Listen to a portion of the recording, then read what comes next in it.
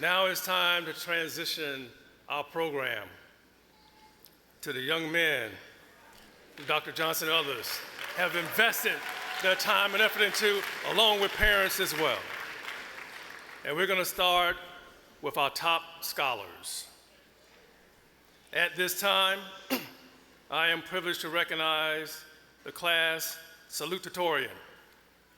This gentleman has maintained an impressive 3.97 cumulative grade point average.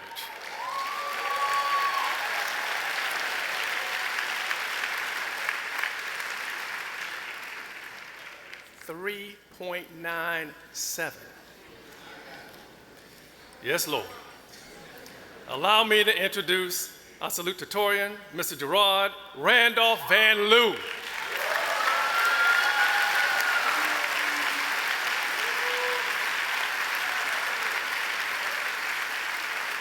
Let me tell you a little something about Mr. Van Loo. He is a computer science major from Laurel, Maryland. Oh, we got Maryland in the house. Did you bring some crab cakes? He is the ranking scholar in the Department of Computer Science and a proud member of Phi Beta Kappa and Beta Kappa Chi honor societies. Mr. Van Loo completed his coursework in a mere 3.5 years.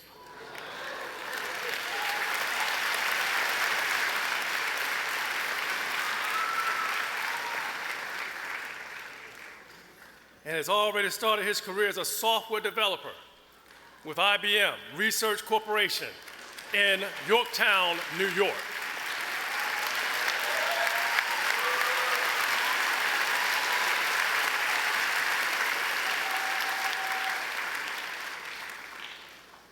Now, Mr. Van Loo is a man of a humble heart, but brilliant mind. When he found out he was receiving this award, he said the following: just knowing that we all have worked hard over this time frame. It's humbling to know I've been placed among the great graduates of Morehouse College. It is something I did not set out to do. I just wanted to do well in school. Today, Morehouse College is pleased to honor you with our second highest academic honor. Ladies and gentlemen, our Salutatorian, Gerard Randolph Van Loo.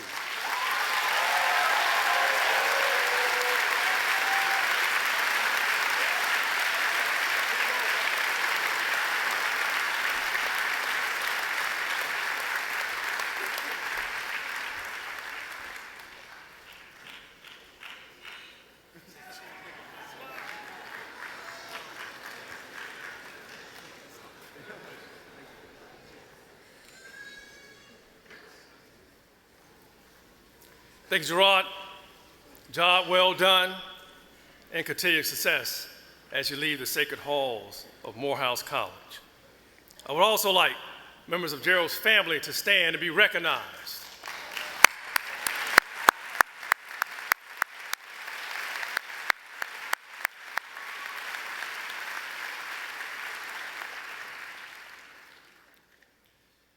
This is another special year of academic achievement at Morehouse College, for we have two young men who have finished at the top of their class. Both of these men have achieved impressive cumulative grade point average of 4.0.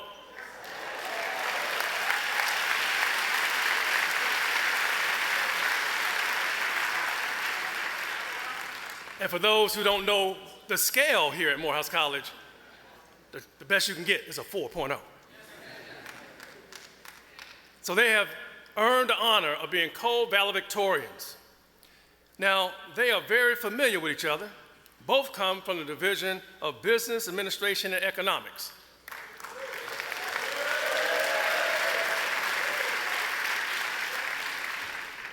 And they both are focused in the area of economics.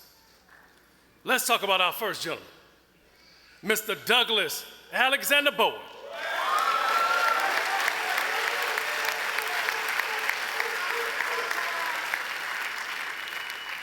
Ms. Bowen is a native of Montego Bay, Jamaica.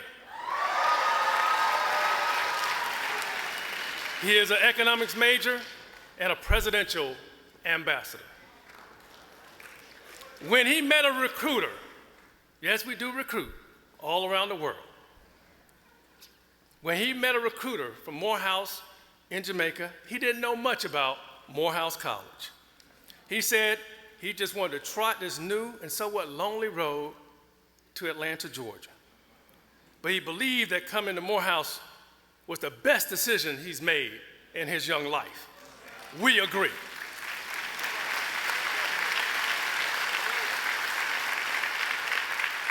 Like many of our young men, Mr. Bowen is a first-generation college student.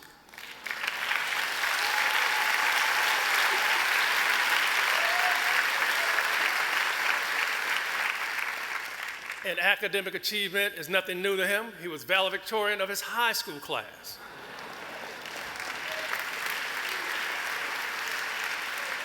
He received a full academic scholarship to Morehouse and sustained straight A's throughout his time here.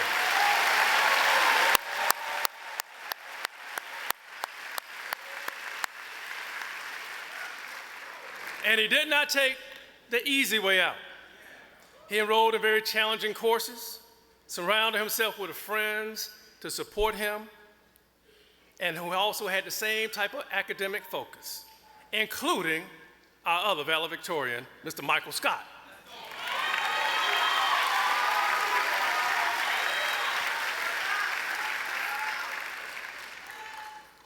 As one of my mentors told me, he said, if you take a look at your friends, you'll see your future.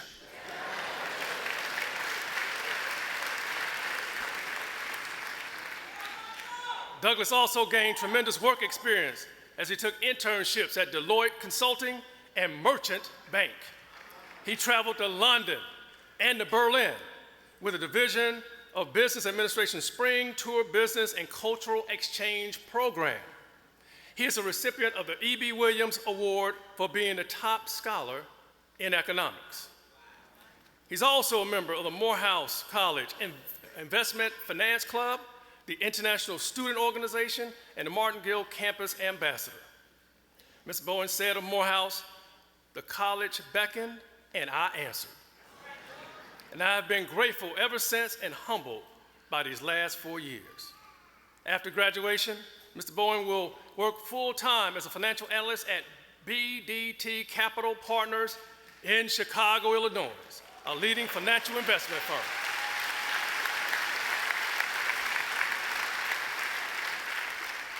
He is the proud son of Donald and Joyce Bowen from Montego Bay, Jamaica.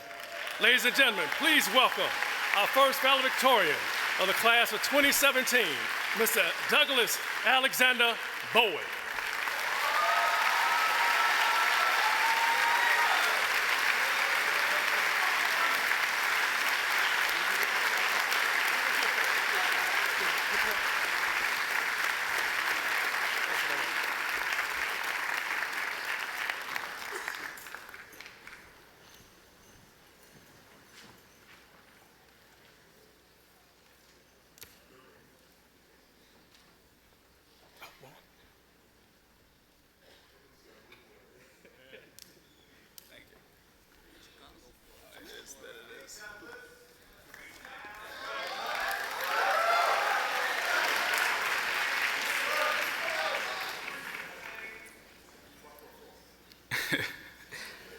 President Taggart, Provost Hodge, members of the Board of Trustees, platform guests, faculty and staff, family and friends, and members of the 2017 graduating class of Morehouse College.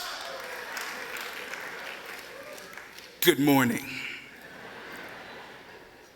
What an opportunity it is to represent the class of 2017 in the college's sesquicentennial year, fermented on the serendipitous theme,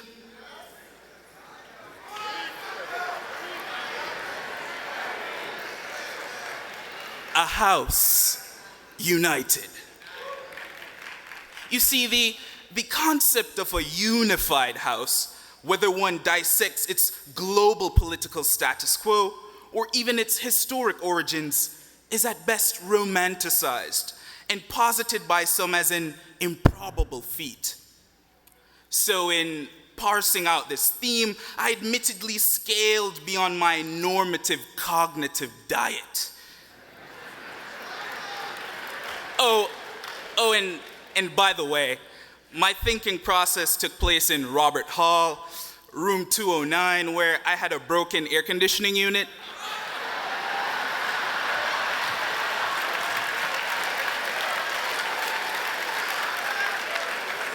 So, forgive me if my supplemental arguments are littered with heated peaks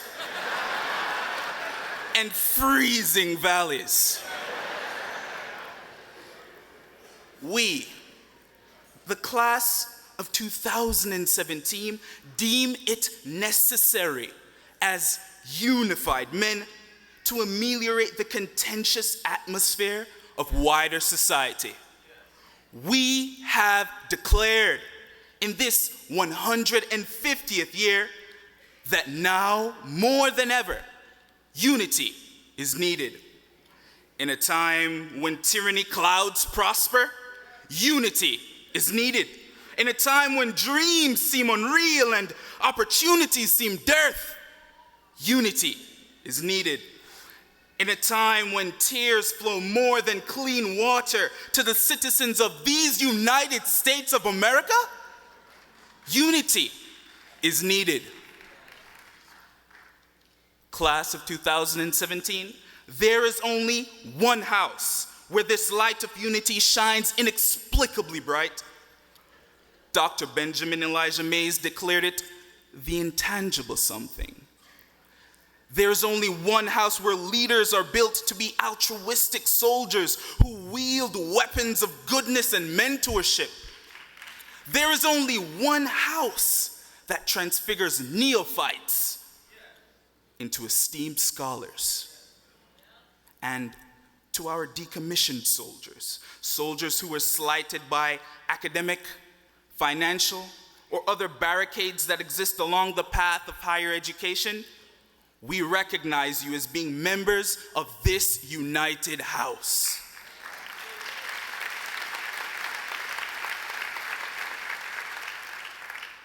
To the professorship, to the staff, the ancillary arm, whose passion for cultivating tomorrow's men overrides the mistreatment, overrides the underpayment, and overrides the unappreciative mannerisms exuded, we, the class of 2017, thank you for transforming this house into a fervent home. In 1867, there was light. Today, 150 years later, we, the class of 2017, declare that this light will forever banish darkness. We declare that these degrees bestowed upon us today will demolish thunderstorms and forge blinding sunlight. We declare that the dreams of our esteemed brother, Dr. Martin Luther King Jr., will be realized through our strides as unified sesquicentennial men. So, to the class of 2017, we have lived in this house. We have learned in this house. But today, gentlemen, we must leave this house.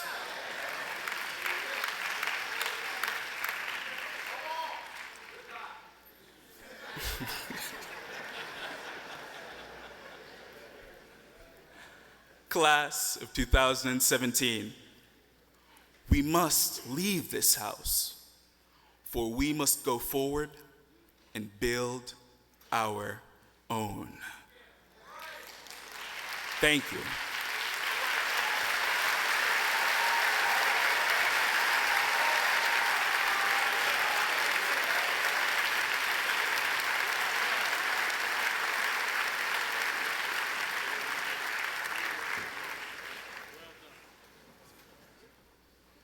Thank you, Douglas.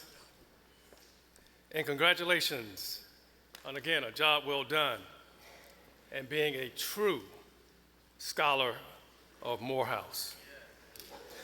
Members of the Douglas family here would like for you to stand and be recognized.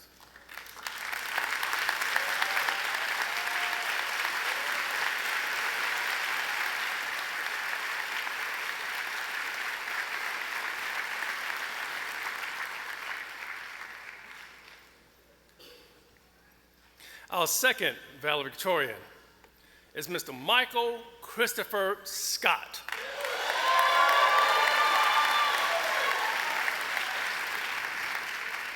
An economics major and Chinese study minor. That's a heck of a combination. And he's a native of Rockville, Maryland.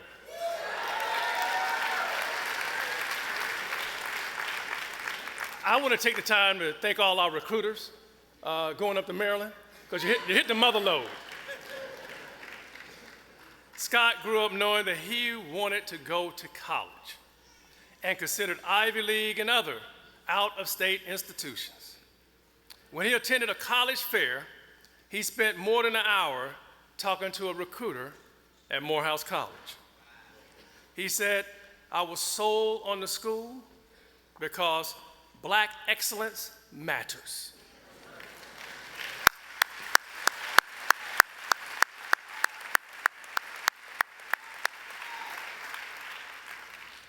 Scott made friends at Morehouse who encouraged him and challenged him to perform at a peak level. While at Morehouse, he traveled to China to study the language with his peers in the Chinese study program and also served as an intern at the great Goldman Sachs Investment Bank in New York City.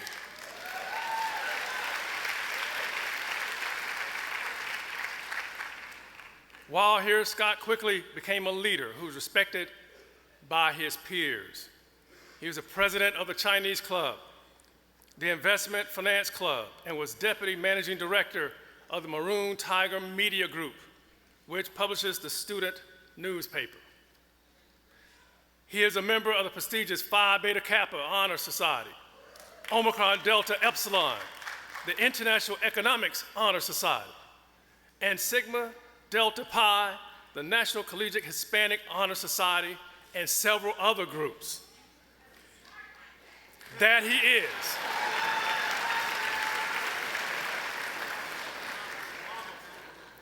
He also received the E.B. Williams Award for being a top scholar in economics.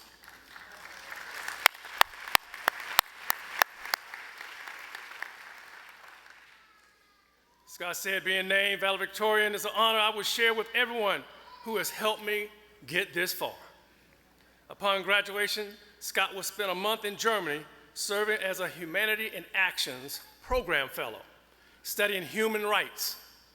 Scott will then relocate to New York City and rejoin his teammates at Goldman Sachs.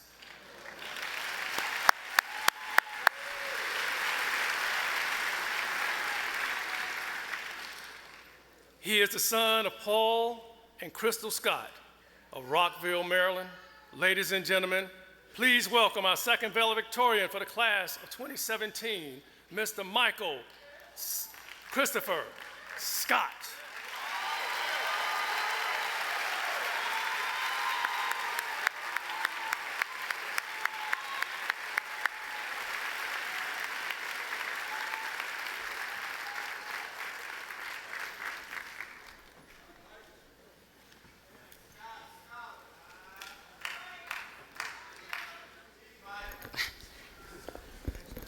Good evening, or good morning, friends. Hello.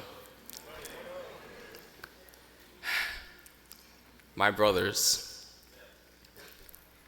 do you remember your first home? I do. My siblings and I grew up in a house filled with love. We never felt restricted from exploring the world. We were introduced to new ideas, and those ideas inspired us to explore new ones on our own. We were encouraged to learn without limitation, to read and to write often, to sing, to dance, to laugh, to play with friends from all racial, socioeconomic, and religious backgrounds. And most importantly, we were encouraged to have faith that we could do all things through Christ who gives us strength. In our house, we were not criticized nor shamed for questioning religion, getting a low GPA that one semester, being unconventional, or simply being susceptible to human mistakes. We were encouraged to explore our own unique interests, to be expressive, to be ourselves. In that house, there was love, truly, without condition. And it was through that house, through that love, that our house not only became a home, but also an incubator that prepared me to confront the world and pursue my dreams. Class of 2017. 4 years ago, or maybe 5, or maybe even more, years ago, we left our families and friends behind and came to a new house, Morehouse. We had the opportunity to once again find a home. We entered into this place, this new place full of uncertainty and full of hope. In order to survive the periods of stress and anxiety, we had to make lifelong friends. We had to learn the ropes. We had to become a house united. For some of us, our new house immediately became a place of comfort and stability. For others, it took some adjustment as we changed our major once, or twice, or even thrice.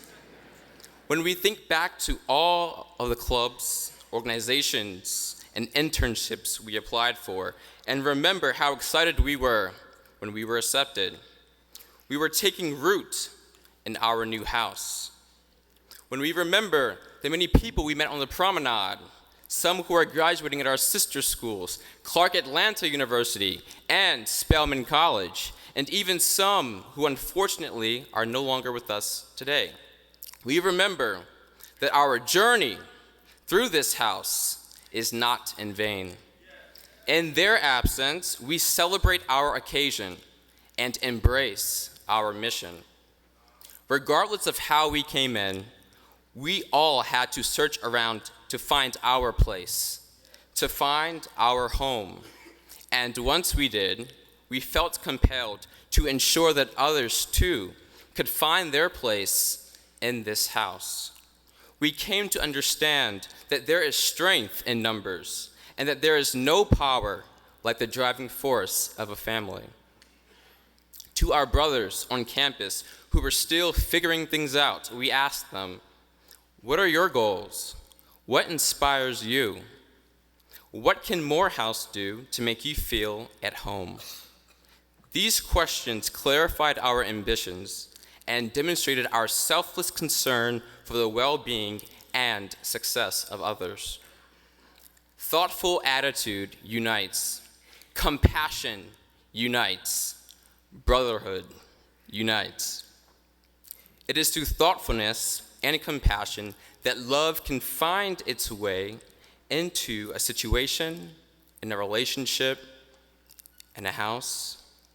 And once love has entered a house, that house has then become a home.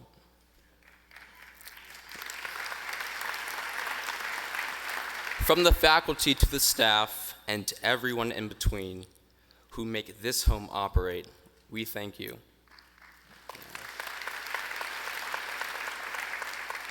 We are now all part of the legacy that ensured that this house, Morehouse, has stood as a home.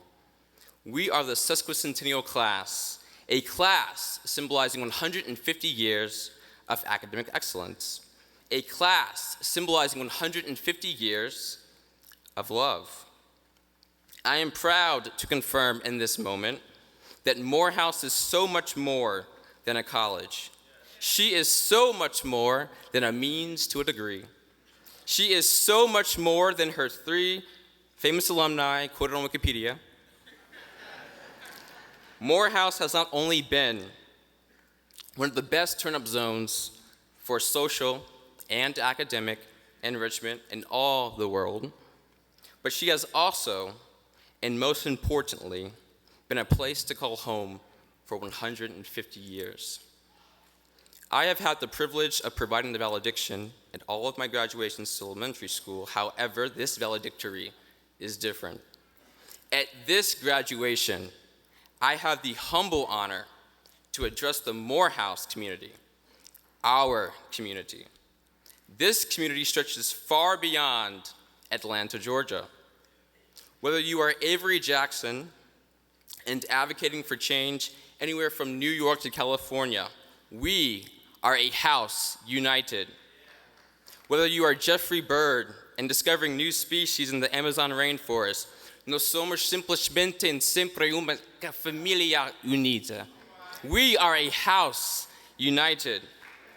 Or maybe you're like Malcolm DeFrance and may someday teach in China, 我们是一个同一的房子. We are a house united. Or maybe you're like Cephas Foy and you find yourself walking the catwalk in Italy. Siamo una familia unita. We are a house united. And maybe, just maybe, you're like Dauphin Aziz Kone from Côte d'Ivoire, and you are developing the region there. Nous sommes une maison unie. We are a house united. My brothers, into ties more brotherly, we are united across the world. To the class of 2017 and all of our loved ones for making this sesquicentennial possible, thank you.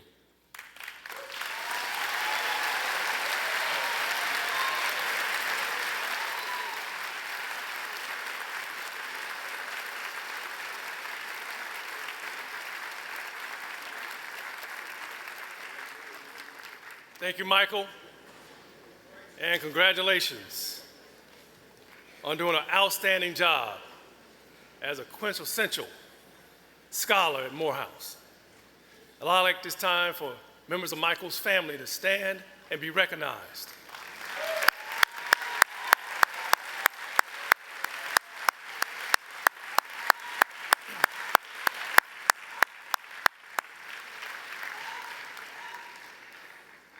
Now, at Morehouse College, we celebrate all of our scholars, regardless of whether they graduate summa cum laude, magna cum laude, cum laude, and the all-important thank you, Lord.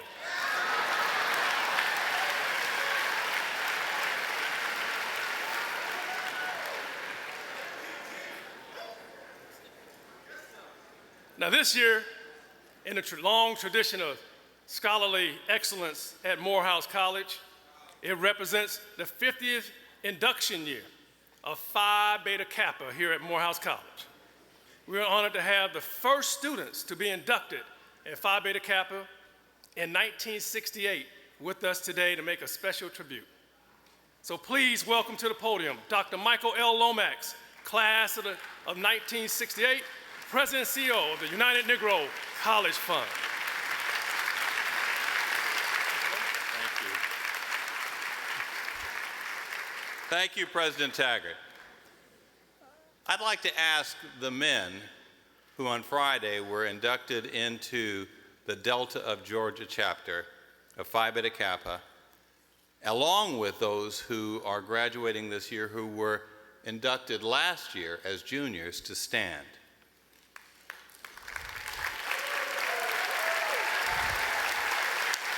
Thank you. I've got some brief remarks, but I want you to think about the Salutatorian and the 2 Valedictorians whom you just met as I make my remarks, because they are all members of Delta of Georgia, and I believe represent the highest standards of this incredible institution and the highest standards of Phi Beta Kappa.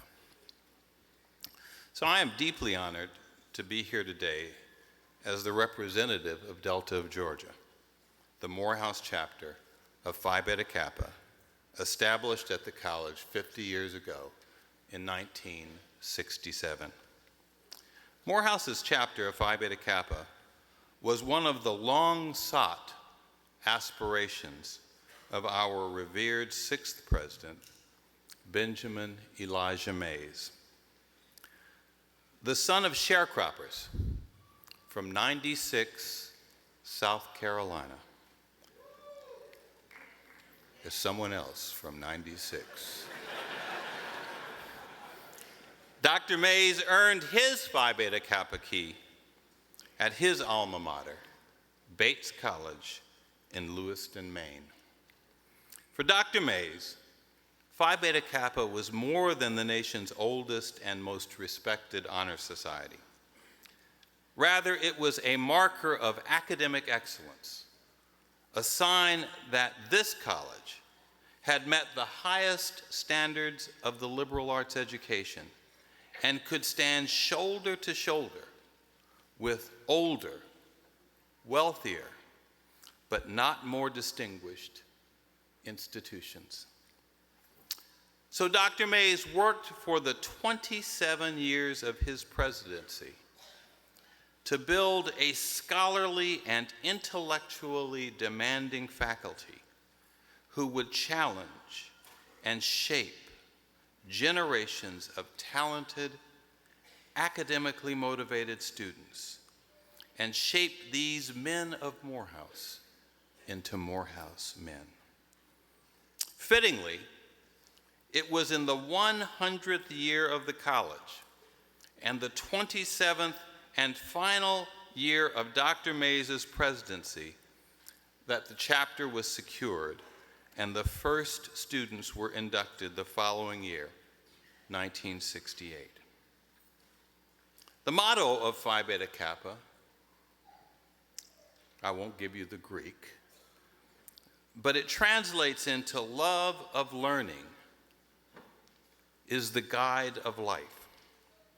And the pledge of the new inductees is to pursue truth and knowledge and to become wise and thoughtful in their personal lives, their careers, and civic engagement.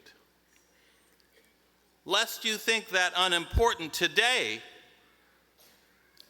these academic values are the foundation of Phi Beta Kappa are in short supply at the highest levels of our nation's civic society.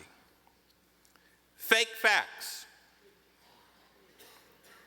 and uninformed, thoughtless opinions are the new coin of the realm for demagogues and their heedless followers.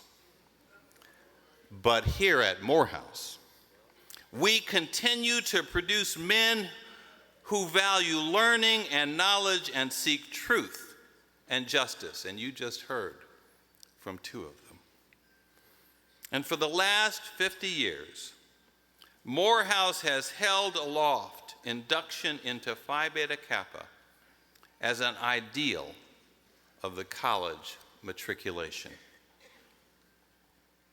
While only a small number of Morehouse men are awarded the Phi Beta Kappa key, I believe, as did Dr. Mays, that all of us are influenced by Phi Beta Kappa's foundational values and the belief that respect for knowledge and learning are among the guiding principles of our lives.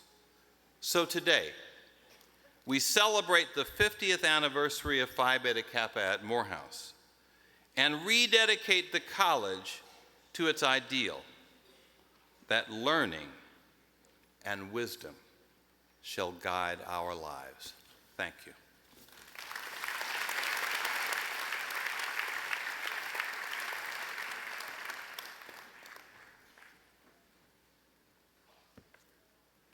And now, the anthem, Unity, will will be performed by the Morehouse College Glee Club.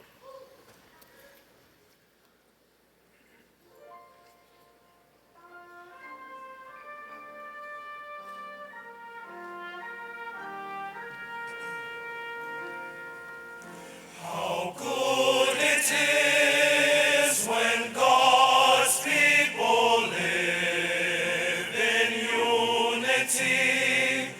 How pleasant it is when God's people live in unity.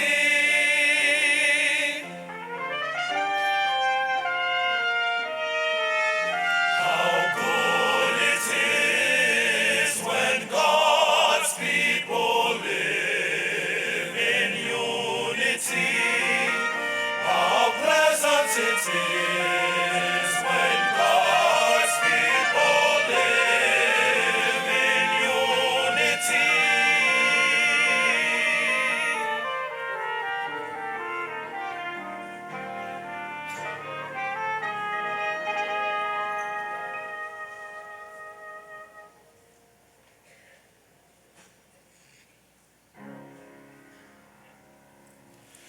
If we love one another, God lives in us, and His love is made complete in us. If we love,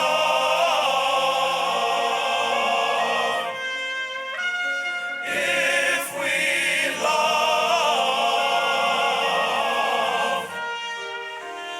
if we love.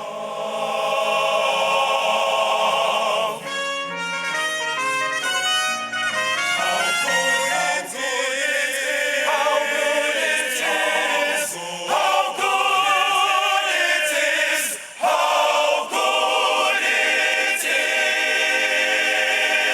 when God's people live in unity.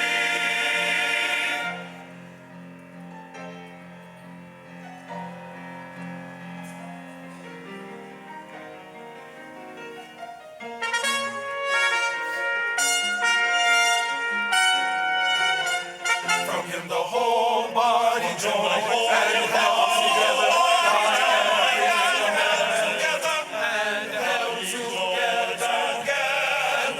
and grows. From Him the whole body joined and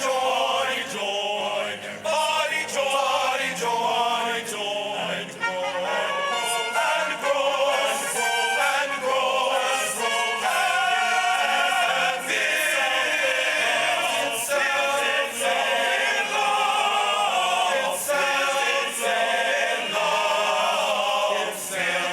and builds itself in love.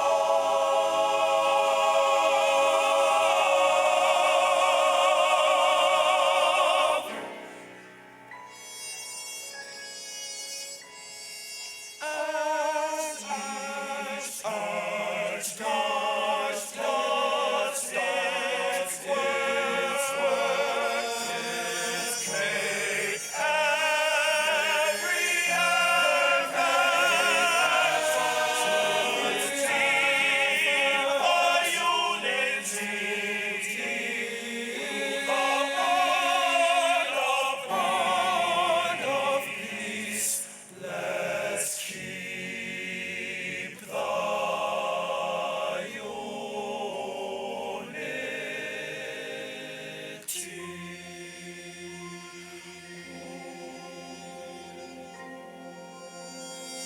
Let us strive for success of steadfast unity.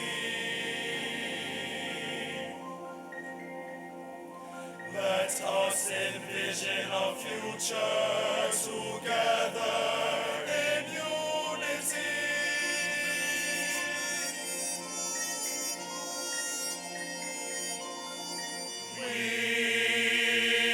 honor our past and take pride in our success.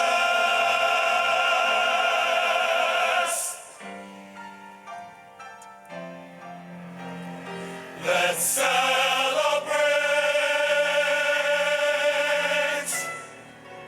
Let's celebrate.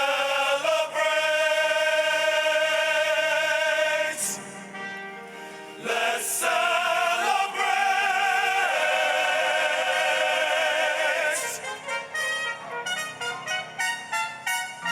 A house united. A house united. Through the bond of peace. Let us celebrate. Let us celebrate. A house united.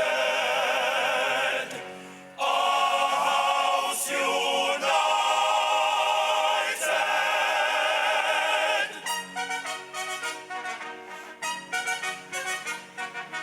In peace, in love, in love.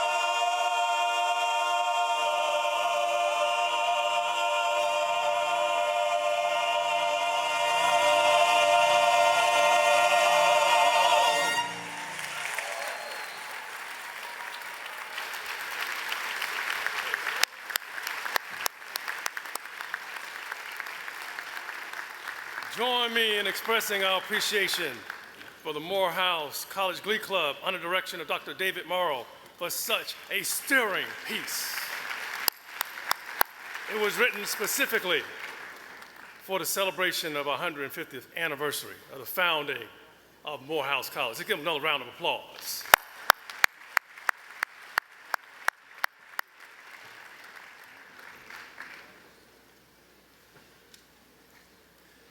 Now it is my distinct honor to introduce our commencement speaker for the morning. Oh, don't act like you don't know the brother. You know who he is. One of the questions we all must answer to ourselves is, what gift can we give the world? The answer to this question is particularly important for the men of the graduating class of 2017, who leave this campus at a time where the world urgently needs their best intellect and character. That's why we're so fortunate to have a commencement speaker who's a stellar role model for our graduates, a man who exemplifies what it means to give one's gift to make the world better. His name is Mr. Van Jones.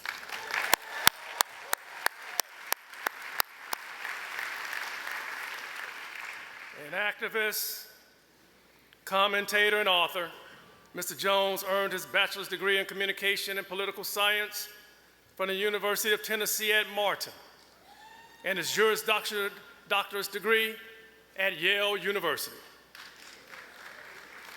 A passionate and visionary leader, Mr. Jones is the founder and president of Dream Corps, a social enterprise whose mission is to bring people together to solve America's most difficult problems. A thought leader, and if you watch CNN, a brilliant analyst. He is regularly featured on CNN as a contributor, and he hosts his own television show, The Messy Truth,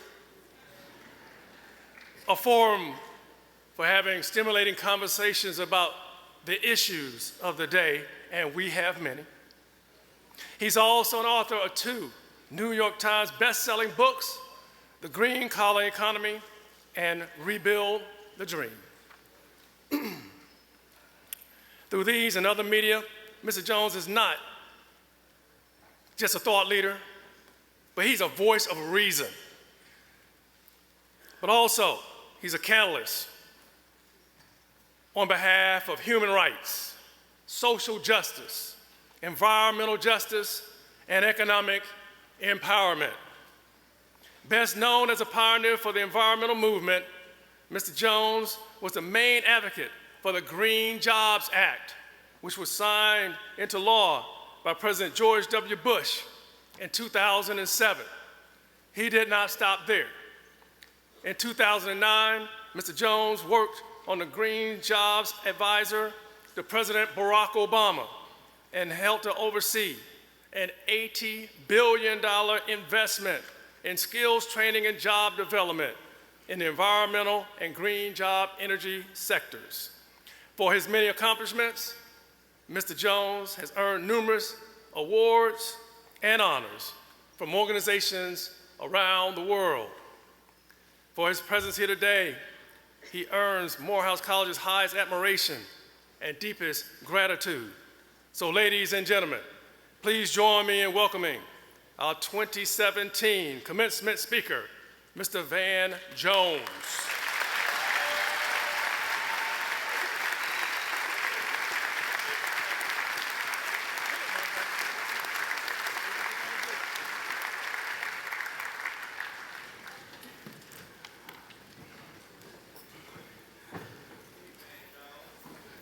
Class of 2017, I first have to get the elephant in the room addressed.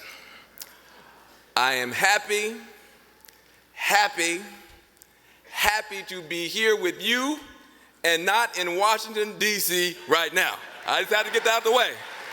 Oh, I'm so happy to be with you. I'm happy to be able to speak to you directly, freely, with no Trump supporter to my left or my right. Oh, I'm happy.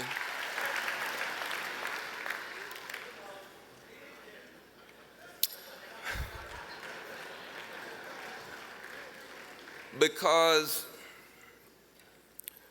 the end of an era is actually the beginning of a new era. The end of an era is actually the beginning of a new era.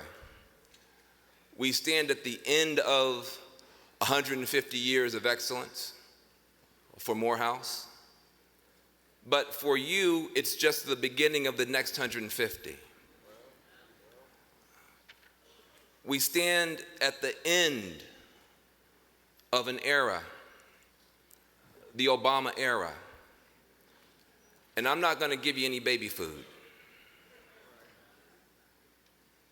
I'm not going to give you any baby food today. You graduate as the first class of Morehouse men to confront a radically new era. A radically new era. Many of you came in the middle of the Obama years. And what was so remarkable about you was that for you, having a president who looked like you was no big deal. For you, the power of Obama, both Barack and Michelle, their power as president was never as significant as their power as precedent. The precedent that they set, sending to you the clear signal that anything was possible, that who you were was not a barrier to who you could become. Their power not as president, but as precedent.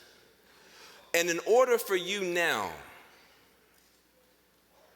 to make the contribution that you're called upon to make in this new era, you have to both look back and look forward. Let me say something about President Obama, whom I had the pleasure to serve. He will be remembered as our greatest president ever. He will be. He will be. This brother became the captain of the Titanic after it hit the iceberg, and we still floating. Just for that. Just for that. He'll be remembered. But I want to tell you the truth about what he went through, because it's going to give you a sense of what you're going to go through. And I want to give you a sense about who he became in the process, because that's where your story starts. Number one, about Obama. The moral genius of this man. Some people act like racism just happened. Said, oh my God, 2016 was terrible. It appears that there may be some racism around here. Oh, you think?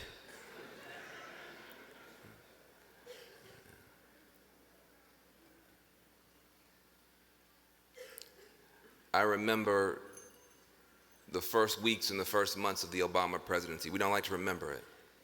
But you would look at the comment section in the New York Times, the comment section in the Washington Post, the comment section in the most prestigious publications in your nation. N-word, N-word, N-word. Monkey, monkey, monkey. Ape, ape, ape. We would get emails at the White House, N-word, N-word, N-word, monkey, monkey, monkey, ape, ape, ape. We would get handwritten letters with the return address on the letter.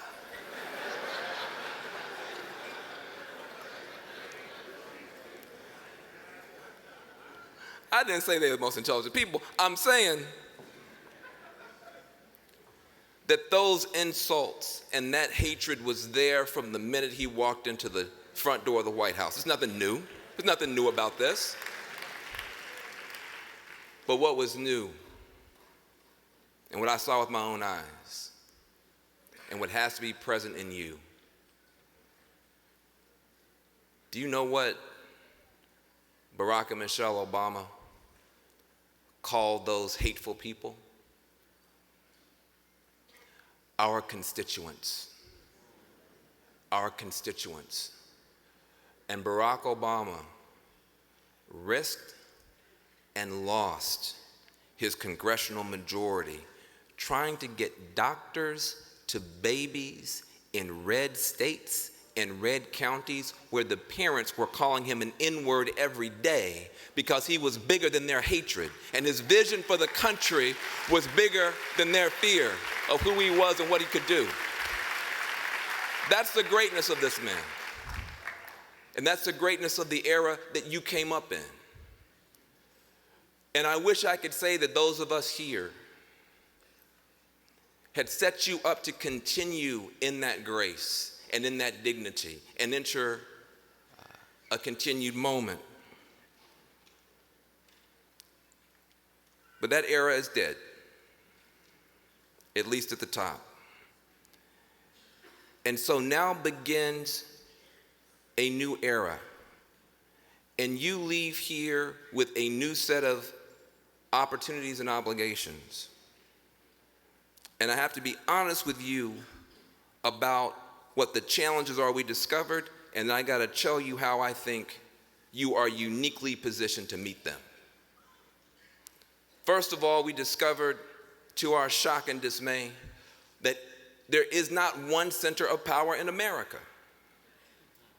We thought from 1963, when a young preacher marched on Washington, to 2008, when Obama put his hand on the Bible, that the power in the country was centered in D.C. And so most black progress was aimed at Washington, D.C. It was aimed at electing black mayors. It was aimed at going to the Supreme Court. It was aimed at imagining that we would have someday a black president. And from 1968, when they shot Dr. King down, to 2008, when we inaugurated and elected Obama, we had 40 years in the wilderness. 40 years in the wilderness. And through that period of time, we continued to fight for political power, for civil rights. And we arrived at a summit where Barack and Michelle Obama entered the halls of power, we thought, with 60 votes in the Senate and Nancy Pelosi running the House. We had captured the democracy, and he had it in his hand. And he was the most popular, beloved human being ever to walk the earth. I say that because there wasn't that many people around when Jesus was born. So, if ever the strategy of gaining political power should have been vindicated, it was in 2008. Obama created miracles, but he wasn't able to do all he wanted to do because it turned out there's not one power center, there's four. There's four power centers that your generation now has to deal with. Yes, Washington, D.C. is the center of the democracy. But you get in a car and you get on a Acela train and you go north and you hit Wall Street. Big finance, big money, the plutocracy. And you find very few of us there. Then you get in a plane at JFK and you fly across the country and you land in San Francisco or you land in San Jose and you find yourself in the heart of Silicon Valley. Google, Facebook, Apple, the technocracy. We used to think that the future was written in law in Washington, D.C., but the future, in fact, is being written in computer code in Silicon Valley, and very few of us there. And the technocracy is set to wipe out 1 billion jobs with apps and smart screens and drones and driverless cars. Who drives the trucks? African Americans. Who runs the call centers? African Americans and other people of color. All of those set to be wiped out by the technocracy, and very few of us there. And then you get another plane, and you go from the Bay Area down to Los Angeles, Hollywood, big media. Many of us are stars there, but we don't own the studios. We don't own the studios.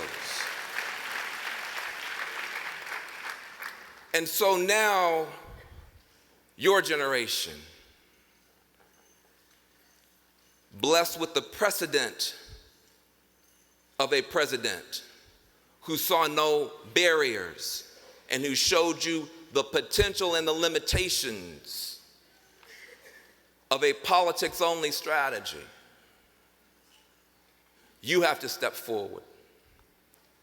And if there will be black progress, it will be because you decide to up-level and upgrade the strategy for black advance in the same way that Thurgood Marshall had to upgrade, in the same way that Ella Jo Baker, the same way that Fannie Lou Hamer, the same way that Bayard Rustin, the same way that Dr. King, the same way that Jesse Lewis Jackson, the same way that Barack and Michelle Obama had to upgrade.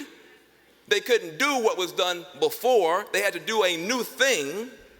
You are now called to do a new thing. Now let me say to you, I told you no baby food on this graduation. Maybe in 2020 we'll have some baby food.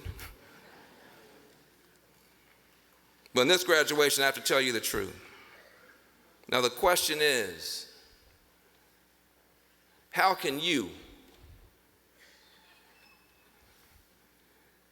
impact Washington, D.C. and Wall Street and Silicon Valley and Hollywood?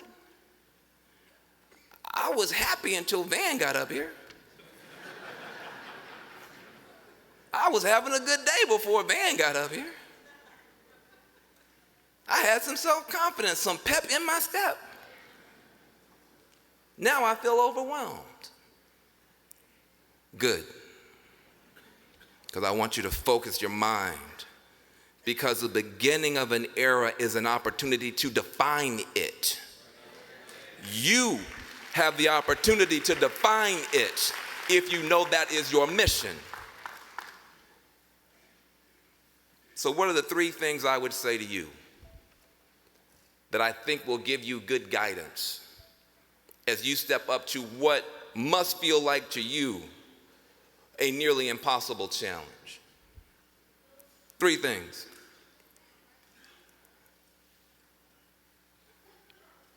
Your destiny is more important than your fate. Your soul is more important than your ego. And we more important than me. Let me walk you through it. I told you I'm gonna go deep. Everybody has a fate and everybody has a destiny, but they're not the same thing.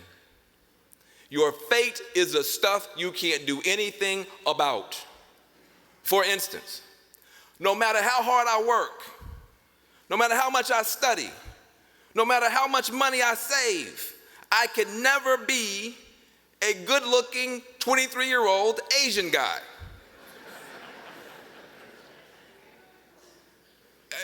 It's not my fate. I was born in a certain time, a certain place, a certain body. And the most miserable people you will ever meet are the people who sit up and bemoan their fate. If only I was darker skinned, if only I was lighter skinned, if only I was a little bit taller, if only I was a little bit shorter, if only I was a little bit bigger, if only I was a little bit littler, if only I was a little bit something, if only my mama hadn't done this, if only my father had done that. The most miserable people in the world talk about their fate. And that's most conversation. But there are a few people who recognize something else. Everybody has a fate, it's true. But you also have a destiny. And your destiny is not the same as your fate. Your destiny is the call to greatness inside you. Everything has a destiny. Even a little acorn that you don't even pay attention to has a destiny. What is it? To someday become an oak tree. A little bitty old nut and acorn could someday be an oak tree. That's the destiny. Now, does every acorn become an oak tree? No. The squirrels get some of them. But that call to greatness is there. Your little bitty worm crawling on a leaf has a destiny. Someday I could go into a cocoon and become a creature of light and glide on the winds and inspire artists. Just a little worm. But there's a call to greatness. You have a call to greatness inside you. And you might almost be afraid to speak its name. Even here at Morehouse, the dreams inside of you may well feel impossible. And yet, you are the product of impossible dreams. You're not sitting in chairs, you're sitting on the shoulders of giants who made themselves giants by giving themselves over to impossible dreams. So you have to answer the call to your own greatness. Now, if you just listen to what I just said and go out and do that, you will become obnoxious. Say it again. If you just go out, I'm great. I'm so That will be unappealing. Number two, understand this. Most people who have that call to greatness go back and forth between trying to play big, I'm so great, and then getting smashed down by their peers in life, and then, oh, okay, I won't be big. I'll play small. I'm just gonna play small. I don't want to fit nobody. And then you feel like you're not living your purpose, and you don't achieve very much, and you begin to resent the world. And then you go back, well, I'm gonna be big, and get smashed down. And then you go back, I'm gonna be small, and you feel resentful. And most people, that's their whole career. What's the problem? The problem is that you is plural. You is not one thing. Your ego should play small. You don't need a big ego. A big ego presents a big target and gets very little done. You want a small and strong ego. You want a strong ego. You don't want nobody pushing you around. But it needs to be small and strong. Play small and strong with your ego. But let your soul play huge. Let your connection to God and connection to your people and to your purpose, and while you're here, let that play huge. If you ever meet somebody who has a small, strong ego, but a huge soul, they'll take your breath away. I served with two of them in the White House, both of them named Obama, and somebody with a strong ego, not a big one, but a strong ego. And a big, beautiful soul can change the world, and has, in your lifetime has. Don't talk about your fate. Focus on your destiny. Play small and strong with your ego, but let your soul shine out beautiful. And then lastly,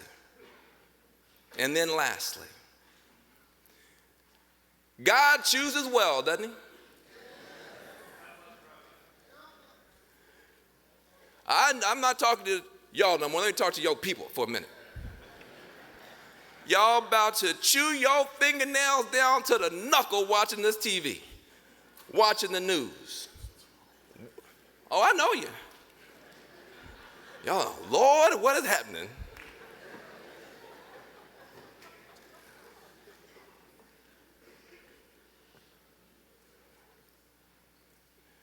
He's never put a burden on us.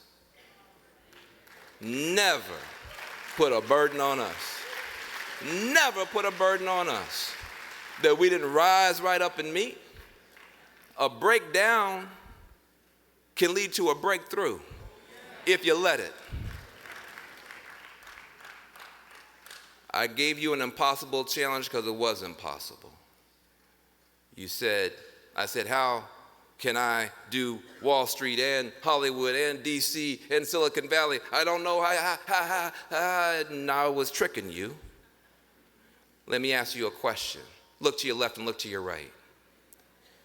Raise your hand if you studied politics or the humanities or something that would let you become a leader in the political world. Raise your hand. Put your hand down. Raise your hand if you studied economics or business or something that would let you become a leader in that financial world. Raise your hand. Raise your hand. Raise your hand if you studied some kind of computer science or something that would let you be a leader in the world of technology. Raise your hand. Raise your hand. And now, whether as a profession or within your profession, if you feel you have the ability to be a world-class communicator of your values, raise your hand. Raise your hand. Now look at this. Look at God. Look at God. And look at Morehouse. If you focus on this as a me, you're not going to get anywhere. If it's about a Morehouse man is an amazing man. A Morehouse man is an incredible man. But that's one man against a world of trouble, 4 power centers, and insanity on the march. If you focus on me, you can put the cards down. But you have something. thank God. You have something that millionaires and billionaires don't have. You have something, thank God, that elected officials sitting up in their office right now, dialing for dollars and lost and confused and hoping they're gonna be in a position tomorrow, don't have. You have something that the greatest tech titans in the world don't have, that movie stars sitting in their house, what if they're ever gonna get another show? You have something they don't have. You have each other. You have a power network that is about to leave here and go and change the world. That's what you have because you came to Morehouse. Had you gone someplace else, you would be graduating by yourself. Had you gone someplace else, that diploma would be sitting up on a shelf in the attic someplace. Had you gone someplace else, you would be up against a world you couldn't possibly beat. But you came to Morehouse. You came to Morehouse. You came to Morehouse. And so, focus on your destiny. Help each other believe in that call to greatness. Help each other. Keep your egos in check. It's hard when you're a brother to keep your ego in check. We don't specialize in that. But we got a lot of soul too. And move from here knowing that this bond doesn't break when you stand up in a few minutes. This bond doesn't break when you get in your cars and go to Shoney's or wherever you're going. I don't know Atlanta. I know it's a better restaurant than that. It just came to me. But when you sit down with your mother and your father, who, by the way, have been lying to you all weekend, by the way, I'm gonna tell the truth. Baby, I always knew you was gonna make it.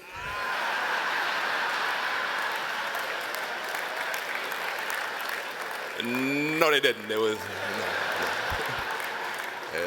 There's a reason they crying today. They crying for you.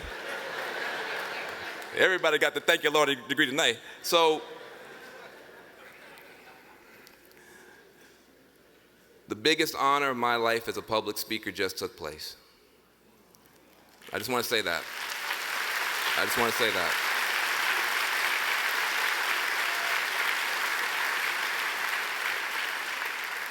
I've gone all around the world. I wish my father were here, Willie Anthony Jones, born in poverty, born in segregation, joined the military to get out of it, went to a little black college called Lane College to get out of poverty, married the college president's daughter, my mama, because my daddy had it like that. Yes, he did. Yes, he did. He put himself through college, he put his brother through college, he put his cousin through college. He and my mother put me and my sister through college because they believed that excellence was a weapon against oppression and discrimination. That's what they believed. That's what they believed. And they instilled that in me, and Morehouse has instilled that in you. And if Fannie Lou Hamer can stand up to sharecroppers, and if Ella Jo Baker can get young people to risk their lives, if Coretta Scott King and Dr. King can have their houses bombed, if Jesse Jackson can run for president talking about hope 20 years before anybody was willing to have a black man in the White House, if Michelle Obama and Barack Obama can stand up to all they stood up to and refuse to be driven low but instead to go high, if they can do all of that and you now get to stand on them, I have every confidence in the world that black progress is just beginning. The next era is yours. The next era is yours. Morehouse 2017. Thank you very much. Thank you very much.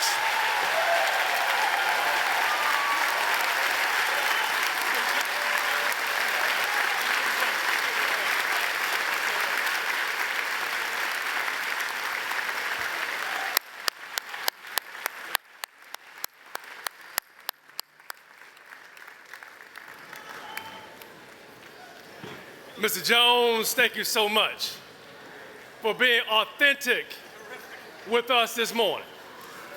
Because there are times where you have to make it plain and know what type of challenges that we face. But let not your heart be troubled. There's nothing that can be thrown in your path that your spirit, your intellect, and the good Lord can't get you through.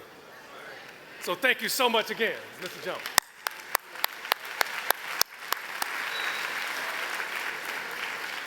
Now we have a selection for the Morehouse College Glee Club, who will perform the spiritual, "My Soul's Been Anchored in the Lord."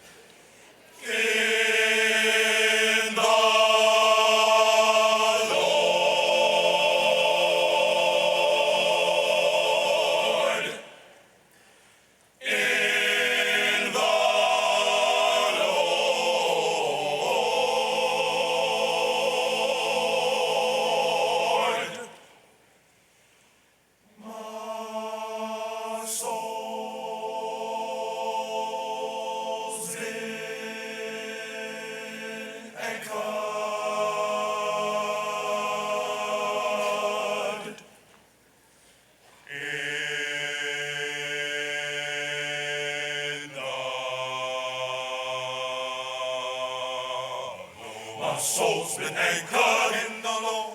My soul's been anchored in the Lord, in the Lord, in the Lord. My soul's been anchored, anchored in the Lord, in the Lord, in the Lord. My soul's been anchored in the Lord, my soul's been anchored in the Lord, Lord, my soul's been anchored in the Lord. Before I stay in hell one day, my soul's been anchored in the Lord. I sing and pray myself away. My soul's been anchored in the, my soul's been anchored in the Lord.